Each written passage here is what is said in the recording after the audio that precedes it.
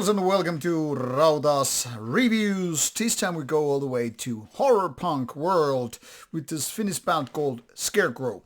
Now there are plenty of metal bands in the world which are named as Scarecrow, and none of these bands with the same name are exactly this one. So if in case you go browsing metal archives, you will find plenty of Scarecrows, but not this one. However, this is quite metallic, so one can only wonder the reasons why this one is not listed there. Probably wasn't too metal in the beginning, and hence that's been excluded. And also I've been personally reviewing some metallic Scarecrow, but that was a doom band from Russia. But like I said, this one is from Finland, and indeed it's metallic and it's punkish.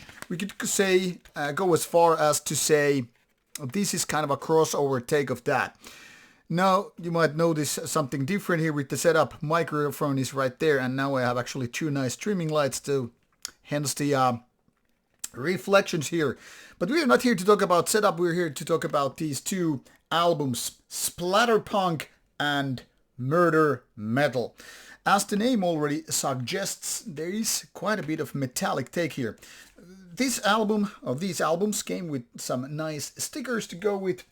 These will be come to my box of stickers and pins. Someday probably going to just give them or randomize them to someone. Let's start in order which I went through these albums so it kind of makes more sense.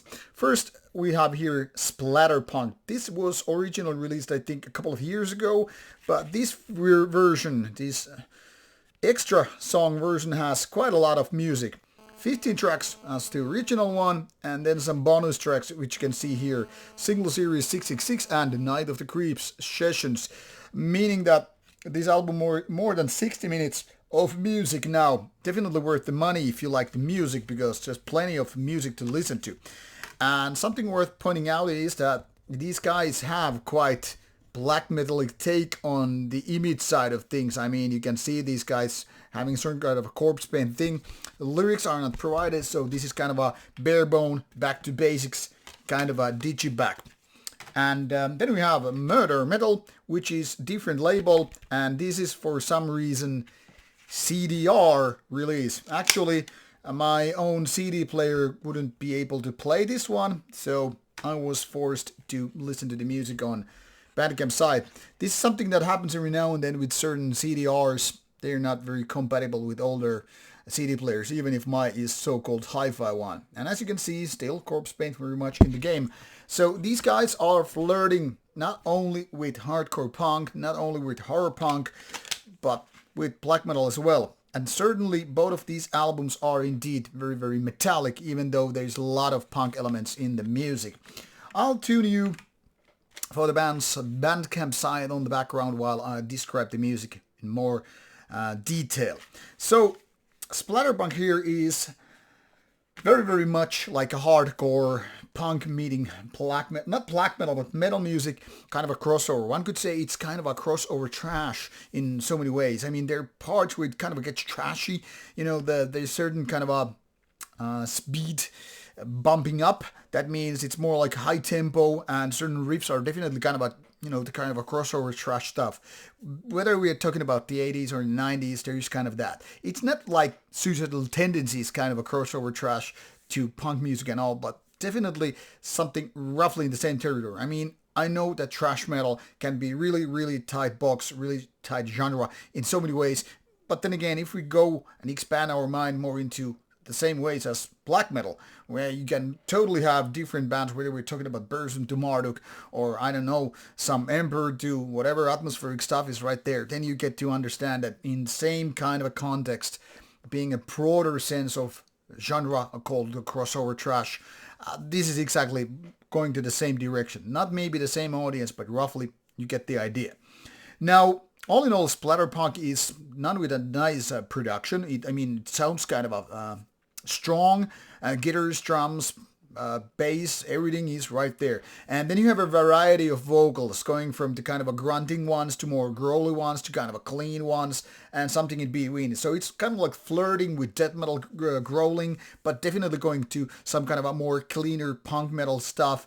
And then you have the kind of a shouting, grunting, whatever you want to call it, which is somewhere in the middle. Kind of a fitting for trash, but also something that you could basically hear on a hardcore punk album as well. So it's kind of a catering to a lot of different needs and tastes, but those who are more pure blood genre fans, be it hardcore punk, be it thrash metal, or just something else, might feel like this is a little bit off. But then again, the band has labeled itself horror punk band, so if you're expecting pure metal or pure punk, you might be just being misled in the beginning. But anyway, quite of a decent of an album. I like the energy. I only hope or wish that the band was more kind of a, I don't know, picking the best of material here and making it to the really, really songs that stick.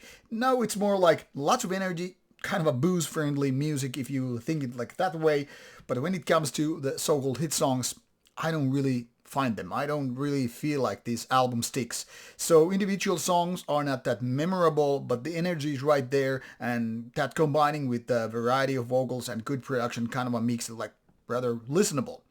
Then this Murdermetal one is basically the same stuff, but I find it not as good. The thing here is now, which in my opinion a little bit less metallic and more into the punk department, which isn't really my cup of tea.